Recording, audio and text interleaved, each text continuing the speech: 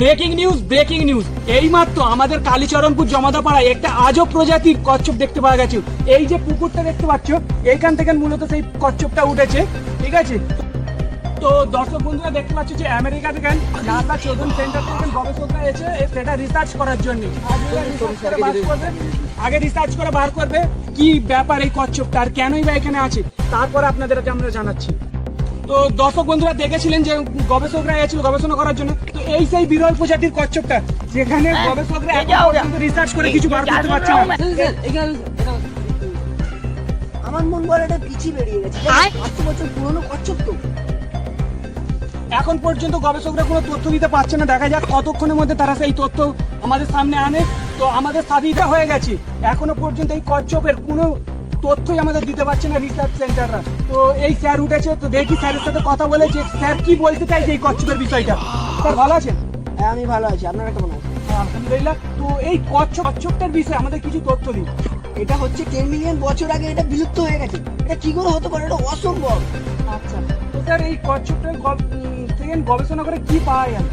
এটা পাওয়া গেল যে এটা জাপানি কচ্ছপ, ঠিক আছে।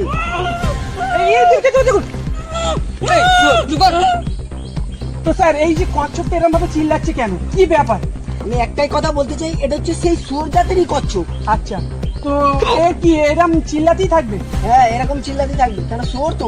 তো স্যার এই যে কচ্ছপটা এইখানে আছে মূলত এখন কেন দেখতে পাওয়া গেছে? তো আপনি খেয়াল করলে দেখতে পাবেন যে এই পুকুরের চারপাশে প্রচুর ঘর আছে এবং কোনো লোক এইরকম ধরনের কচ্ছপ কখনো দেখতে পায়নি। তো একে এখন দেখতে পাওয়ার কারণটা কি?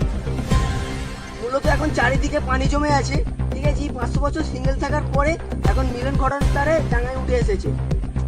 স্যার এই কচ্ছপটা পরীক্ষা করতে এখনো কত টাইম লাগবে বলে আপনার ধারণা? এখনো 5-6 ঘন্টা লাগবে। 5-6 ঘন্টা? আচ্ছা ঠিক আছে, তো ক্যামেরাম্যান এখানে আসো। দেখতে পাচ্ছ এই সেই ভাই যার এই পুকুরটা, এই পুকুর থেকে মূলত সেই বিরল প্রজাতির কচ্ছপটা উঠে গেছে। তো আমি আগে ভাইয়ের সাথে কিছু কথা বলে নিই, আমাদের সাথে থাকুন। তো ভাই ভালো আছেন? ভালো আছি।